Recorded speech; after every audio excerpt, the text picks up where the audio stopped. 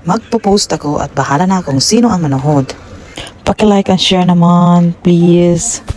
May nabili akong mangga sa grocery. Hindi season ng mga mangga ngayon, kaya medyo mahal siya. Ayoko kasi yung mga mamurahin. Ha, charot, yung mamurahin. Wala ko pera eh. Pero ito nabili ko, 2 piraso. Kaya naisip kong gawing mango float. Yung magfo-float talaga ang mangga dahil sa mahal niya.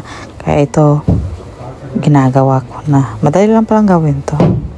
Pero in fairness, medyo mahal yung ingredients. Kailangan mo ng all-purpose cream, condensed, mangga, at saka yung biscuit, yung Grahams. Ang paggawa nito, madali lang. Pagpapatungin-patungin mo lang para ka lang gumawa ng bahay nito. Pato mo yung hollow blocks at saka yung semento. Pero ito, iba naman siya, pagkain.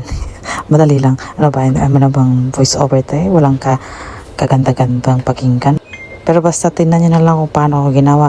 Una nilagay ko yung biscuit, tapos nilagay ko ng cream, tapos yung mangga, cream ulit, biscuit, cream, ganon. Madali lang, di ba? Siguro naman marunong kayo mang patong-patong, no? Wow. Ang mahirap dito yung pagbibideo. Ako lang mag-isa. Ginagawa ko yung isang kamay at yung isang kamay ko naman ay nandyan yung camera. Pero ganito lang yung struggle ng pagbablog, no?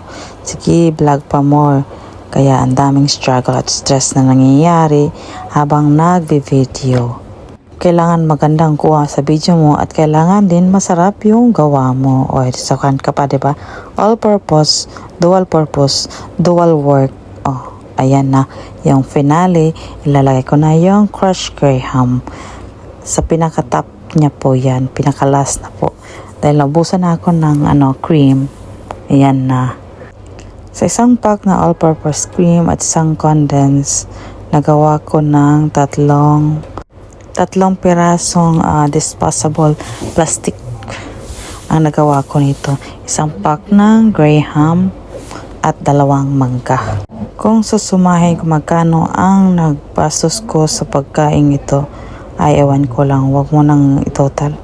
Sasakit lang ulo mo. Basta gusto kong kumain ng mangga. Kaya ito, kumuha ko ng graham mango float. At syempre, after na gumawa, ako lang din ang kakain. At tikiman time. Ito na oh. Let's try. Mapapawaw kasasarap nito. Kasi nga, love your own. Kaya i-love mo yung ginawa mo. Charot. Pero di nga, in fairness, masarap talaga siya. Yummy. Tama lang yung tamis niya sa combination ng isang all-purpose cream. Ano ba yan? Ang pangit ng expression ng mukha ko. Parang hindi man nasarapan.